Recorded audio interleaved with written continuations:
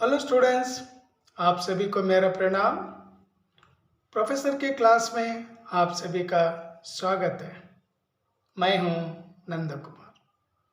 Students, जो भी supplementary exam लिखने वाले हैं, खास करके हिंदी स्टूडेंट्स, और सप्लीमेंट्री एग्ज़ाम शुरू होगी इसी मंथ 21 तारीख से लेकर सितंबर यानी अगले महीने तक, और वो भी 31 को यानी 31 तारीख को हिंदी परीक्षा होगी।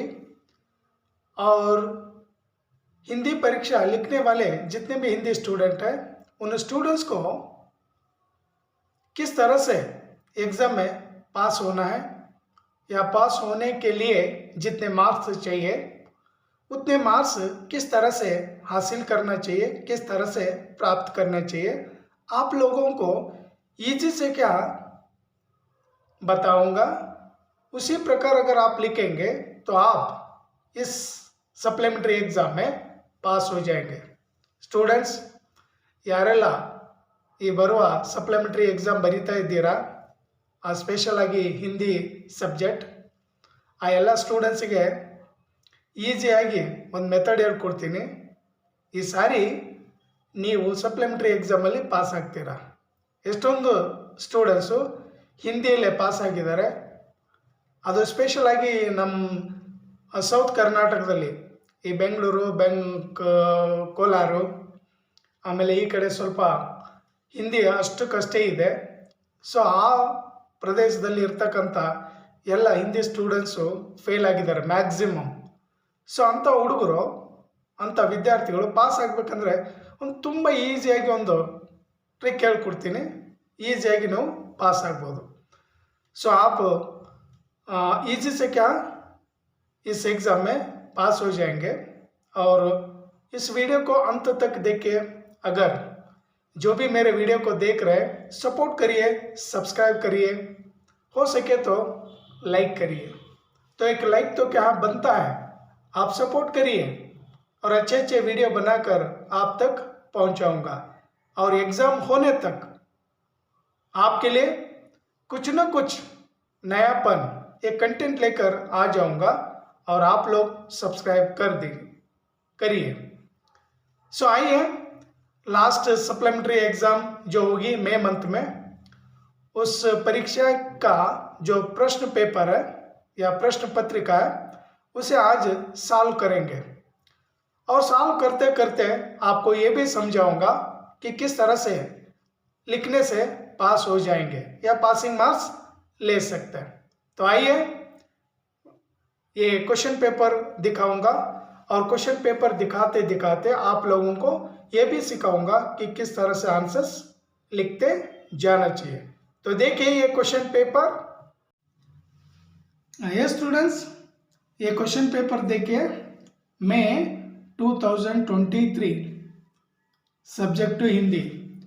और ये supplementary exam, first supplementary exam हुए ना, उस एग्ज़ाम का क्वेश्चन पेपर है.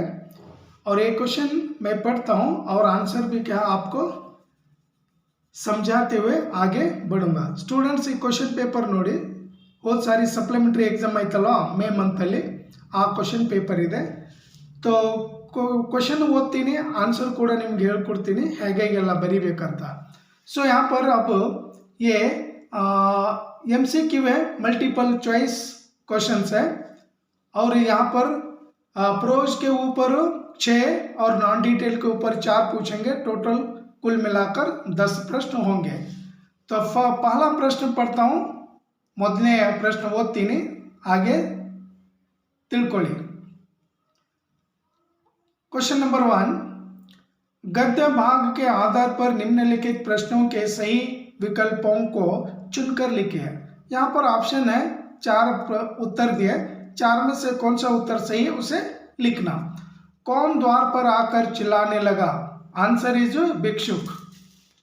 सो भिक्षुक यहाँ द्वार पर आकर चिल्लाने लगते हैं. सेकंड क्वेश्चन, किनसे सभी घृणा करते हैं? झूठे से, जो झूठ बोलते हैं उनसे घृणा करते हैं। घृणा मीन्स हेट करना। क्वेश्चन नंबर 3, अजमेर से पहले मन्नू के पिता कहाँ थे? इंदौर में। Our answer is Indore. Visvesvaraya की मृत्यु कब हुई? 1962, 1962। बेंगलुरु में क्या वो मर जाते हैं।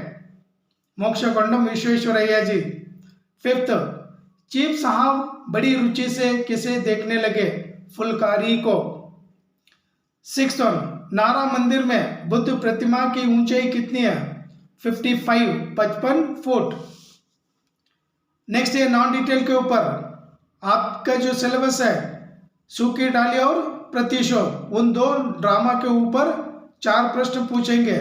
सूखी डाली पर 2, प्रतिशोध पर 2। याद रखिए स्टूडेंट्स, ಎಲ್ಲ ನೆನ್ಪಿಟ್ಕೊಳ್ಳಿ। सूखी डाली ಮೇಲೆ 2 ಕೇಳ್ತಾರೆ, प्रतिशोध ಮೇಲೆ 2। हंसी के मारे मर जाने की बात कौन कहती है? मंजली बहू। यानी विदूषक की तरह हमेशा ही वो हंसती रहती है, स्टोरी में क्या वो आ जाती है। नेक्स्ट 8th वन, दादाजी ने परेश से छोटी बहू को कहाँ ले जाने के लिए कहा?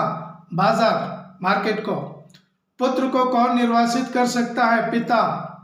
निर्वासित करने ने घर से बाहर निकालना, यानी ಮನೆಯಿಂದ ಯಾರು ಓಡಿಸ್ತಾರೆ ಅಂದ್ರೆ ತಂದೆನೇ। नेक्स्ट 10वां, श्रीधर पंडित के घर की सेविका का नाम लिखिए। आभा। देन 11th वन देखिए, कोष्टक में दिए गए उचित शब्दों से रिक्त स्थान भरिए। Fill in the blanks. युग, समय, दान, सत्य, बाग। हम लोग बाग में घूमेंगे। बाग मीन्स गार्डन। नेक्स्ट, यहां संकोच का युग नहीं है। संकोच मीन्स शाई। पीड़ितों को दान दो, यानी जो पीड़ित होते हैं, गरीब होते हैं, उन्हें दान देना है। डैश परिवर्तनशील है, समय। मनुष्य का परम धर्म है सत्य बोलना। Yes, fill in the blanks में कंप्लीट हुआ। देन निम्नलिखित मोहरों को अर्थ के साथ जोड़कर लिखिए। खिल्ली उड़ाना, हंसी उड़ाना, तारे गिनना, प्रतीक्षा करना, आंखों का तारा, बहुत प्यारा, जी चुराना, मेहनत से बचाना, कमर कसना, मेहनत से बचना, कमर कसना, तैयार होना। फिल इन द ब्लैंक्स भी जोड़कर लिखने का भी क्वेश्चन हुआ। देन ये बड़े प्रश्न हैं, इन प्रश्नों को भी आप लिखने के लिए प्रयास करिए। मैं केवल आपको ग्रामर पार्ट से क्या सुनाऊंगा। ये भी किसने किससे कहे, डायरेक्ट आंसर, डायरेक्ट क्वेश्चन को डायरेक्ट आंसर लिखिए। बाबा इतना मुझसे उठ ना सकेगा। भिक्षुक ने सुजान से कहा, बेटा प्रकृति सर्वशक्तिमान है। गंगा मैया ने लेखक से कहा। इस तरह से कहा, वो भी आप लोग लिखिए और संदर्भ भी क्या आपको लिखना है। देन ऑब्जेक्टिव टाइप, पोएम के ऊपर, पोएम पार्ट के ऊपर, यहाँ पर एमसीक्यू नहीं है, केवल क्या प्रश्न पूछेंगे। रैदास किसकी रट लगाए हुए हैं? भगवान राम की। वाणी कहाँ रह गई? मुख में। कवि नरेंद्र शर्मा ने किसे अधिक पावन का कायर था? देश को किससे बचाना है? दुश्मनों से। राणा की हुंकार कहाँ सुनी जा सकती है? राजस्थान में। पीर पर्वत हिमालय से क्या निकलनी चाहिए? गंगा नदी। नेक्स्ट, तो यहाँ पर गंगा और यहाँ पर पोएम के ऊपर ये स्टांजा है, यानी ससंदर्भ भाव स्पष्ट कीजिए। 4-4 मार्क्स के लिए ये दोनों आपको लिखना है। तो किस तरह से लिखना है आप लोग जानते हैं। पहले पोएम का नाम लिखना चाहिए। प्रस्तुत पद्यभाग रैदास वाणी नामक कहानी से लिया गया है। इस कहानी के कवि संत रैदास जी है। देन वी स्टार्ट टू भावार्थ। इस तरह से ये दोनों लिखना है। नेक्स्ट ये बड़े प्रश्न है, 5-5 मार्क्स के लिए 2, यानी 10 मार्क्स आपको मिलेंगे।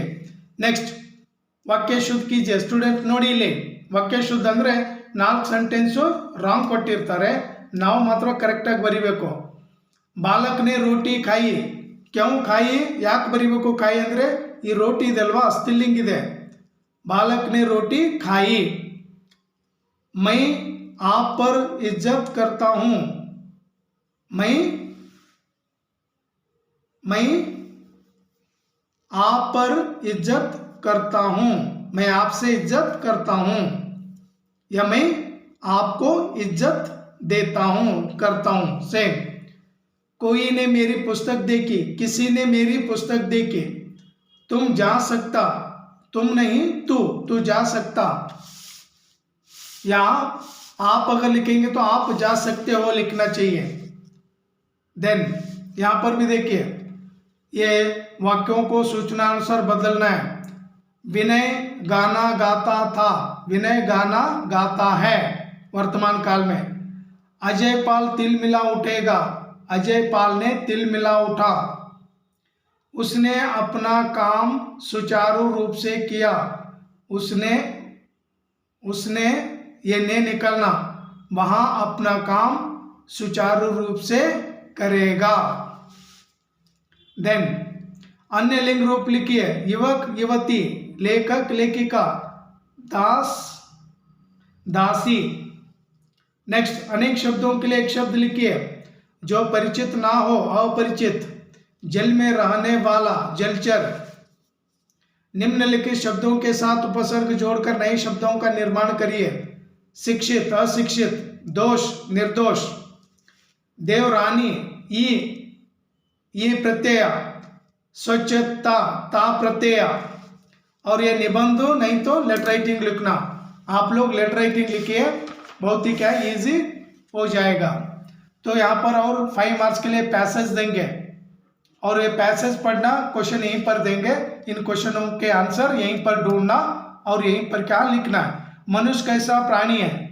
सुखाभिलाषी प्राणी। मनुष्य कर्म किस लिए करता है? सुख व आनंद के लिए, आनंद, सुख व आनंद प्राप्त करने के लिए। मनुष्य धन क्यों कमाता है? मनुष्य ऐश्वर्य और विलासी की वस्तुएं खरीदने के लिए। आनंद के बिना मनुष्य का जीवन कैसा है? शून्य है। एक प्रसन्नचित्त व्यक्ति किसे नीरस होने नहीं देता? आसपास के वातावरण को। सो इस तरह से क्या है यहाँ पर, और ट्रांसलेशन भी यहाँ पर सेंटेंस दिए हैं। स्टूडेंट्स ट्रांसलेशन ಸೆಂಟೆನ್ಸ್ ಕೊಟ್ಟಿರ್ತಾರೆ 5, ಅದು ಕೂಡ ಕನ್ನಡ ಬಂದರೆ ಕನ್ನಡ ಓದ್ಕೊಳ್ಳಿ, ಇಲ್ಲ ಇಂಗ್ಲಿಷ್ ಬಂದರೆ ಇಂಗ್ಲಿಷು, ಹಿಂದಿಯಲ್ಲಿ ಟ್ರಾನ್ಸ್ಲೇಟ್ ಮಾಡಬೇಕು। यहाँ पर देखिए, there is no success without hard work. कठिन परिश्रम के बिना सफलता नहीं मिलती है। Then the problem of unemployment is increasing day by day. Her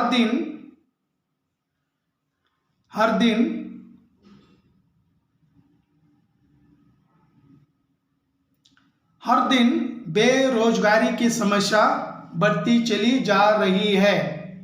once again, हर दिन बेरोजगारी की समस्या बढ़ती जा रही है। Then I spent lot of money on books yesterday. कल किताबें खरीदने में मैं बहुत पैसा खर्च किया। Next, schools are the foundation of learning. विद्यालय ज्ञान की आधारशिला है। Then students life is the golden life. विद्यार्थी जीवन सुवर्ण जीवन है या स्वर्णिम जीवन है। तो स्टूडेंट्स, इस तरह से आप लोगों को क्या लिखना है। अगर आप ग्रामर पार्ट पे अगर लिखेंगे तो आप अच्छे मार्क्स क्या ले लेते हैं। स्टूडेंट्स, ಯಾರೆಲ್ಲ ಈ ವಿಡಿಯೋ ನೋಡಿದ್ರಾ, ಕೊನೆ ತನಕ ನೋಡಿದ್ರಾ, ಅವರಿಗೆಲ್ರಿಗೂ thank you once again. Jai Hind, Vande Mataram.